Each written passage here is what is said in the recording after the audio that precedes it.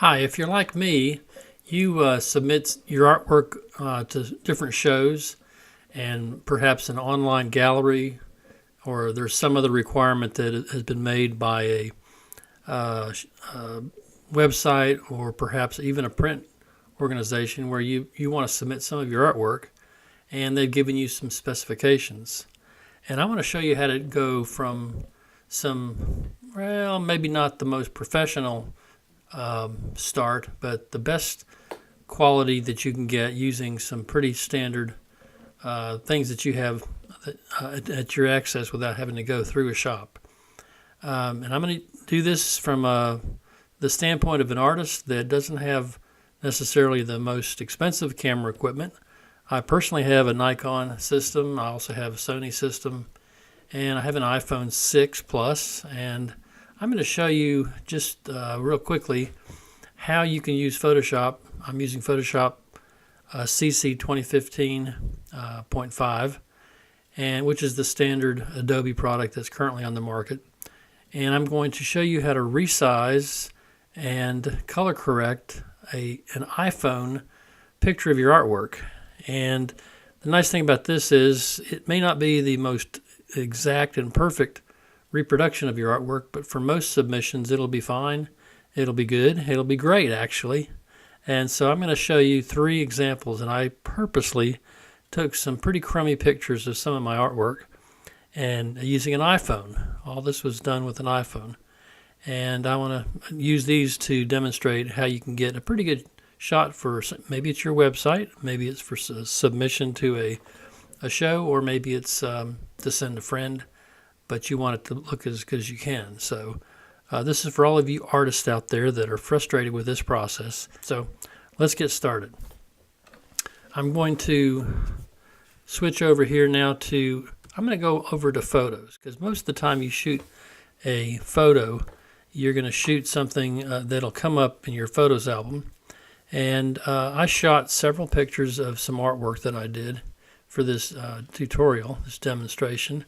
And there were colored pencil drawings I did of my dog. I did a piece of digital artwork with a verse on it for my wife. And I also took a picture of a colored pencil drawing that I've had in my house of some items that I set up as a still life and shot, and then did a colored pencil drawing from those. And I shot them intentionally askewed, maybe not the best lighting, and I'm going to show you how I could quickly color correct and make these presentable in a format that you'd be proud to show. So let me open up these. First, let me show you how to export these out of your photos library. So you're going to go over to File. First of all, you select them. You can hit, if I'm using a Mac, so you hit the Command key and you can select as many photos as you want to. And I'm going to select these 4 photos right here. And I'm going to send them, export them out so I could use them in Photoshop.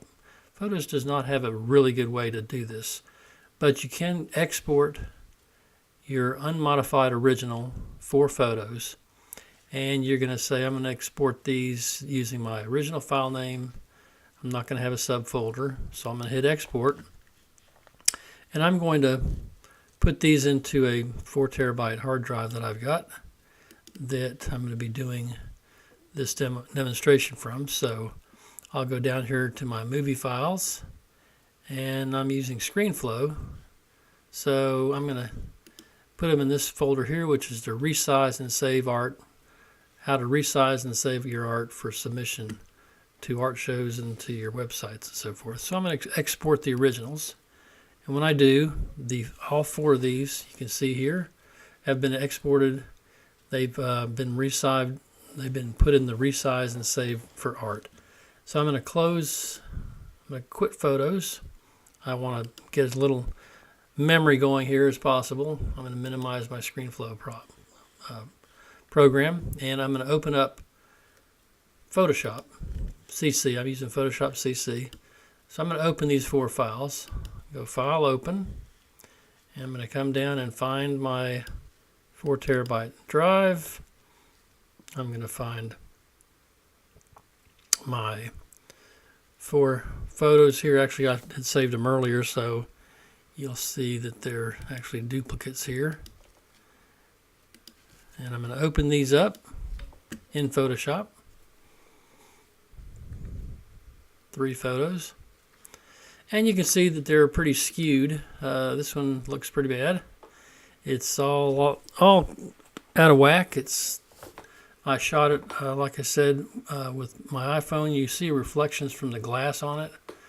And some of that I can correct. Some of it I'm not going to try to correct. So let's take a look at this one. This is actually a shot of a bunch of items that I have here in the house. This is actually my grandmother when she was in silent movies. A picture of her that I've kept forever. And so the first thing I want to do is I want to crop this in a way that makes it usable for submission. And you go, there's no way to crop that. If you try to square it off, it's just not going to work. However, Photoshop has a really nice tool, and it's under the crop tool. Usually you see the crop tool sitting here. And if you go to the crop tool and you hit the crop tool and go down to perspective crop tool, you get a little bit different action. You get your typical squared off crop tool, but what you can do is you can take your crop tool and you can move it to the corners of your artwork. And I'm going to actually try to capture my signature on this one. So I'll put that there. This piece right here is going to go over here. I'm going to drop this one over to the corner here. This probably won't be perfect. If I worked on this thing myself for a while, I'd have it a lot more accurate than this.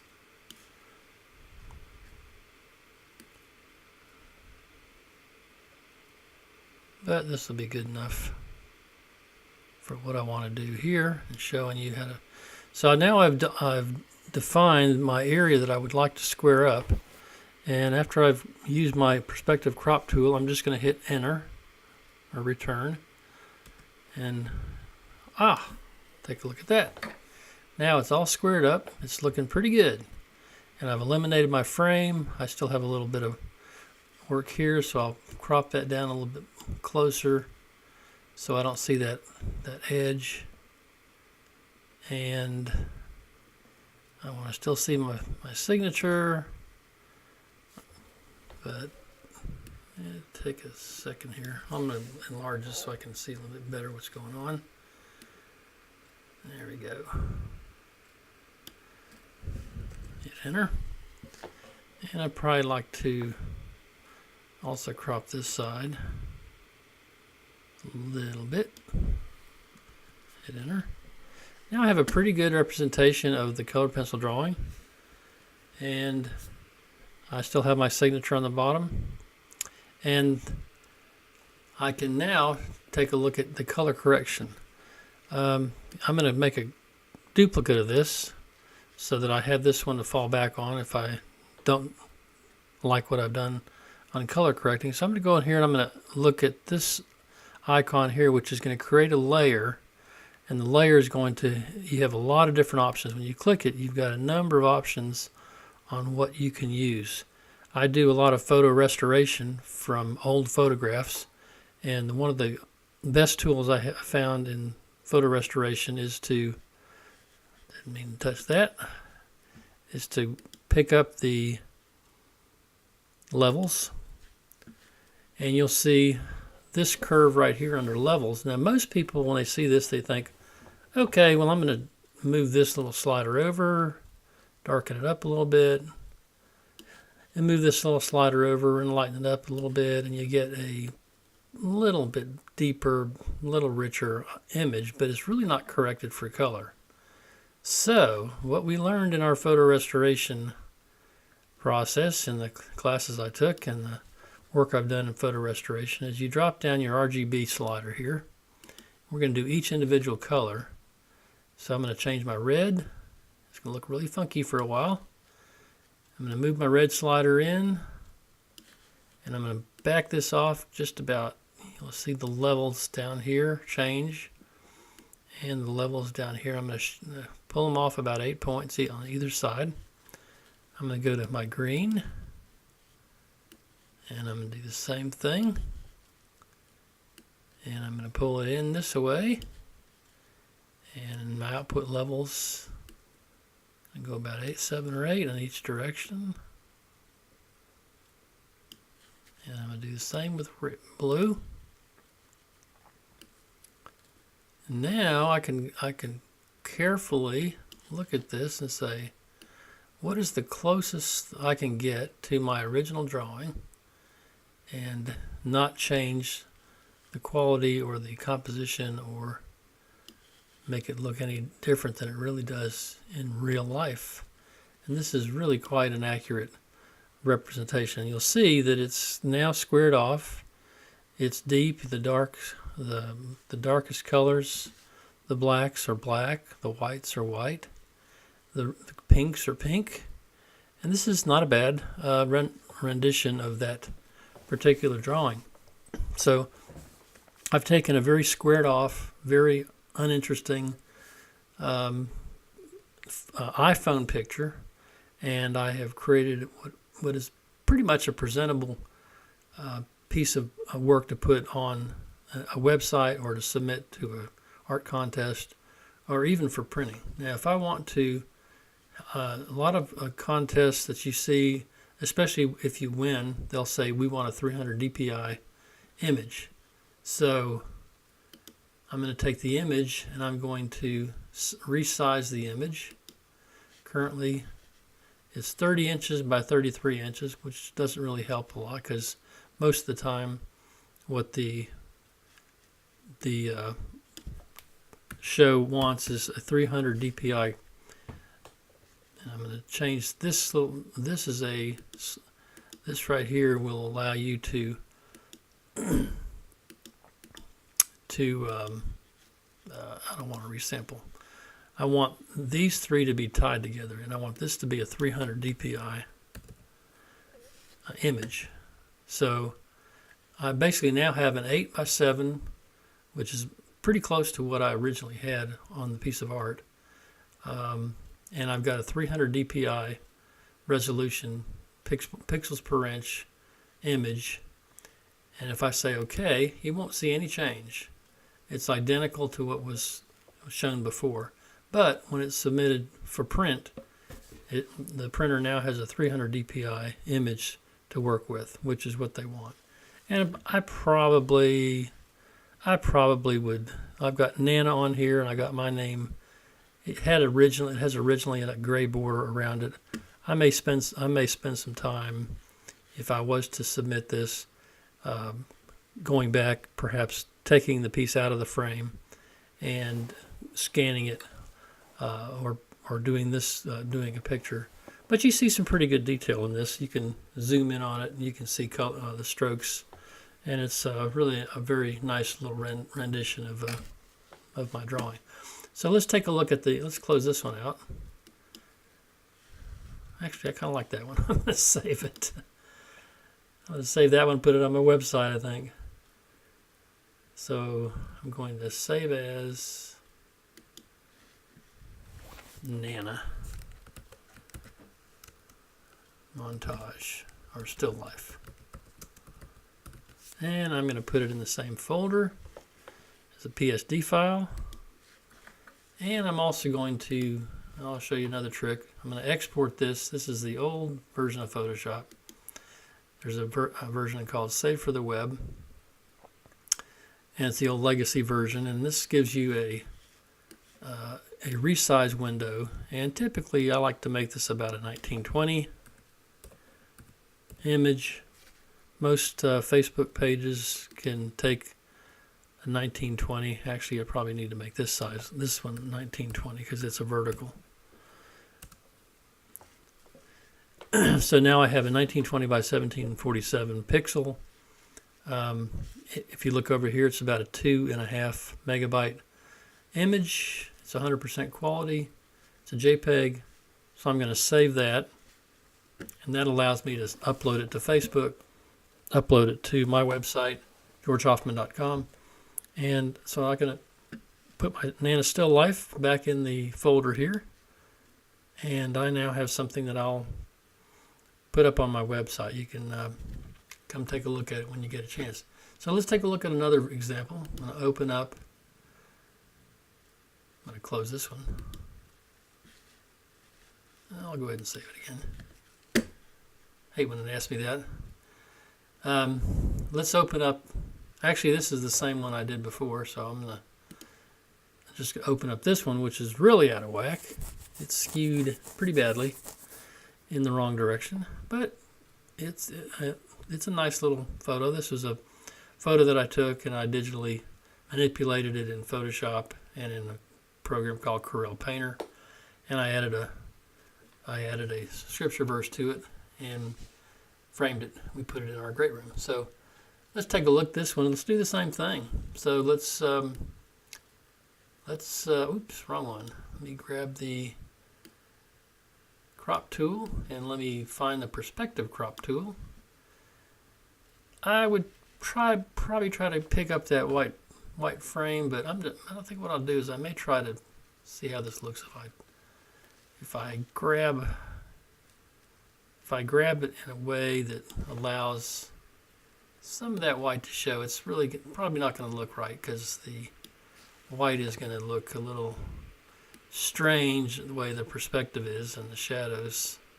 It's probably not going to be what the final piece is going to look like, but let's just take a look, because I do like that little white border. It accents the piece.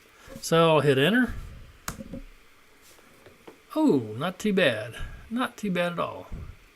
It actually straightened it out and gives me a nice framed piece. It's not particularly perfect, and if I had more time, I would probably go back and I would change this part. I would redo the crop a tidbit here, and no, I don't think I'll do that. So let's take a look at the color correction parts of this. I'm going to make a copy of the background, and I'm going to color correct this. Let's do the same thing. Go to levels. You can see how fast this is. Go to levels. Go to red. Let's correct the reds. You can see there's a little white up here, and that's probably not the bad because there's white letters. I may not want to mess with that one. So I'm going to leave the white there. I'll pull up the green a little bit, because it is actually a somewhat desaturated original. You wouldn't know that because you didn't do it, but when I did the piece, I desaturated a lot of it. And so I'm going to move these sliders down just a bit, and that looks pretty good. And when I get done here, it looks like that's a pretty good rendition of the piece. And let me try to remember if I have another one stashed away. Let me save this one too. And I'll put this one.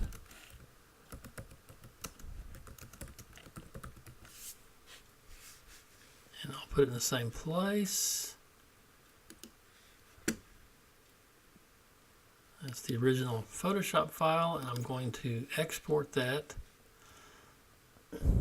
for the web, and I'm going to make that the largest dimension on it 1920, and that automatically resizes the shorter side. And I want 100% quality for this. Save, and it gives thank the Lord JPEG.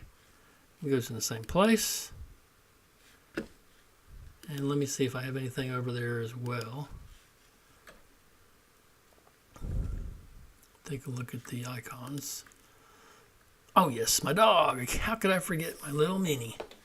Okay, so let me show you what my last piece I'll show you here. This is a little bit easier because in this case it's a small colored pencil drawing that I did of my dog.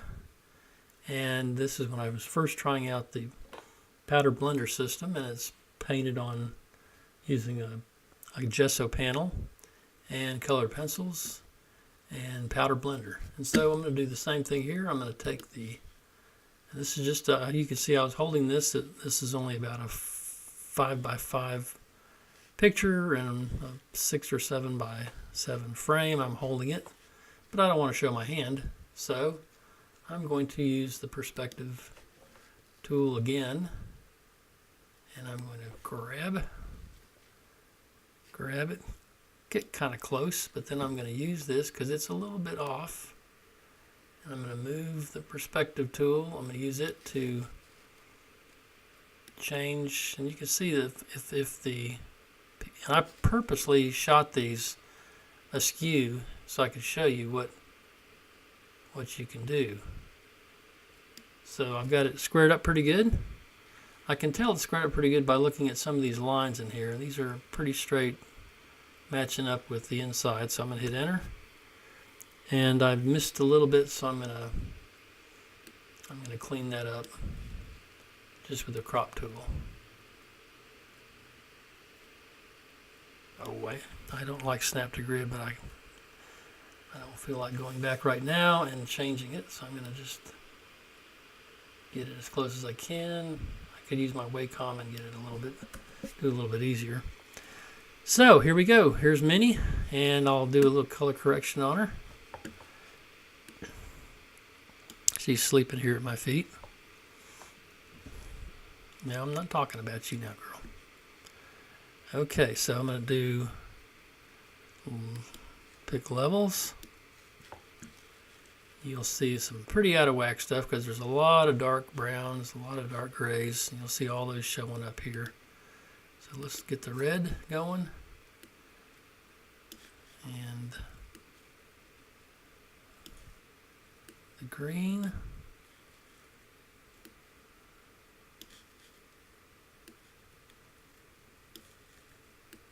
And the blues. You can see on this one I didn't fool too much with the sliders on the output levels. I'll go back and do that because it does change the timbre of the piece somewhat. Takes a little bit of the intensity out, especially in the upper registers and lower registers.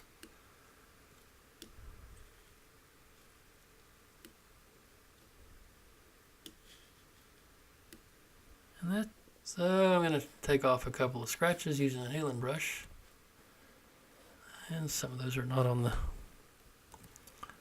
radar. Actually, there's another one. I could just use the healing brush to get rid of that on the bottom, which I can.